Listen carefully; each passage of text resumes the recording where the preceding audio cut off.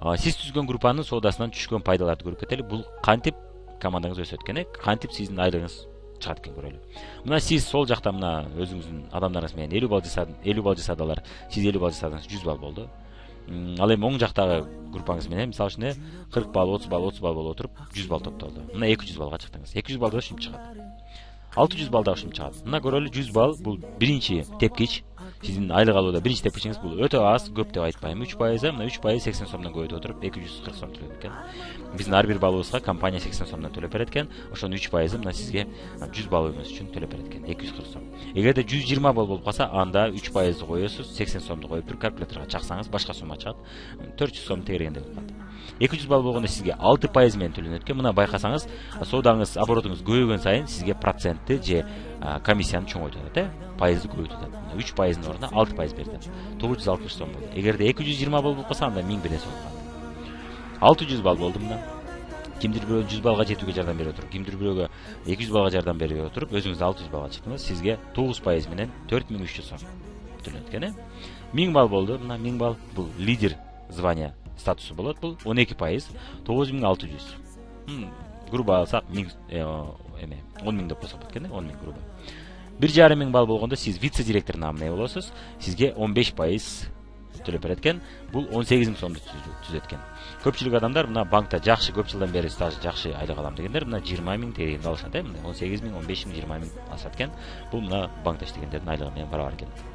Бирок банкта иштегендер 2 жыл, 3 жылда ушул айлыкка жетсе, сиз жарым жылда, 1 айда, 2 айда жетсеңиз да болот экен. Бул өзүңүздүн темпиңизге, каалооңузга жараша болот.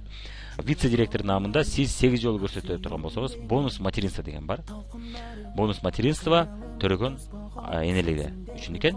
Мына бу 8 жолу көрсөттүңүздагы вице-директордун оборотун и биринчи балаңыз үчүн 2000 рубль каталог сайын алып турат экенсиз, жана 3000 рубль экинчи балаңыз үчүн.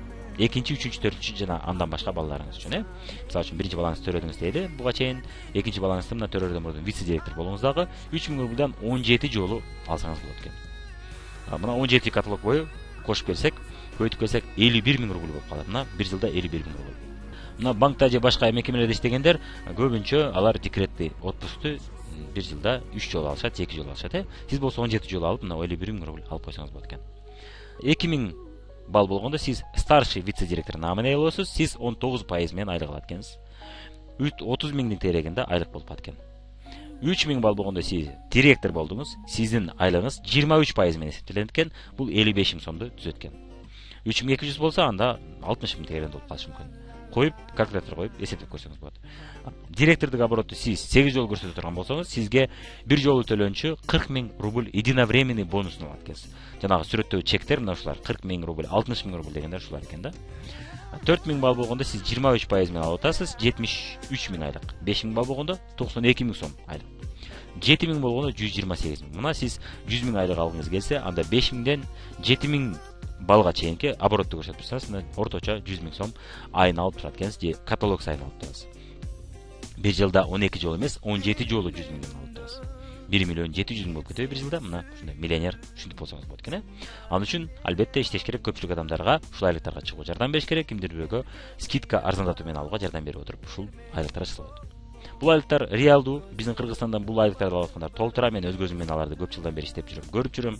Мындай адамдар толтура. Канчалык адамдар фабрикте иштеп отуруп квартираларды алышты, үйлөрдү алышты, жана башкаларды алышты. Директор болуу жана пенсия чыгуу кантип жүрөт көрүп кетели. Мына сиз 3000 балл жасадыңыз группаңыз менен, өзүңүз жеке 50 балл жасадыңыз. Директордук 8 жолу көрсөттүңүз, мына 40000 рубль бонусун алдыңыз. Эми сиздин артыңыздан келген адамга дагы директор болууга жардам берип отуруп, иштеп отуруп, ал дагы 3000 баллга чыкты дейли. Мына бул сиздин биринчи директоруңуз. Сиз бир директор өстүрүп чыкканда, сиз старший директор намына болот экенсиз дагы, ал өзүнүн 40000 рубльн алат, сиз болсо 60000 рубльңизди алат. Астыңыздан экинчи адамды директор кылып өстүрдүңүз, ал 3000 балл жасады. Сиз эки директор болгондуктан сиз серебряный директор намына ээ болот экенсиз дагы, сизге 80000 рубль төлөнөт экен. Үчүнчү кишини директор болууга жардам бердиңиз, ал мына сиз золотой директор болот экенсиз дагы, 120000 рубль алат экенсиз. Ал 40000 рубль алды, сиз 120000. Анткени сиз 3 директор өстүрүп койдуңуз, мына 3 эсе көп алдыңыз. Төртүнчү директорду өстүрүп чыктыңыз, ал рубиновый директор деген наамдап келди сизге. Сизге 160000 рубль компания мына единовременный бир жолку бонус алат экен. Мына 160000, 120000, 80000 булардын баарын кошуп келип отуруп, сиз өзүңүзгө керектүү жакшы автоунааны алып алсаңыз болот экен, же кандайдыр бир башка кыялдануңузду алып алсаңыз болот экен.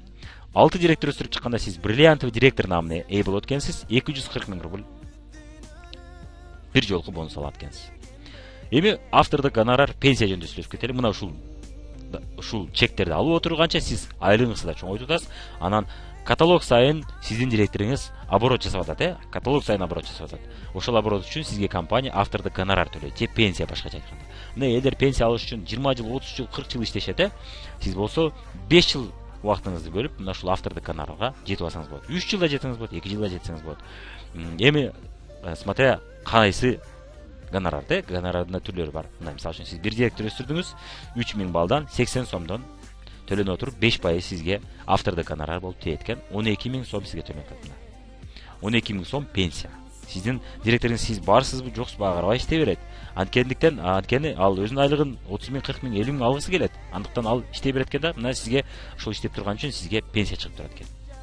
Мына 2 директорду өстүрдүңүз, андан көбөйдү. 3 директорду өстүрдүңүз, бул сизге 36 000 сом пенсияны алып келип атат.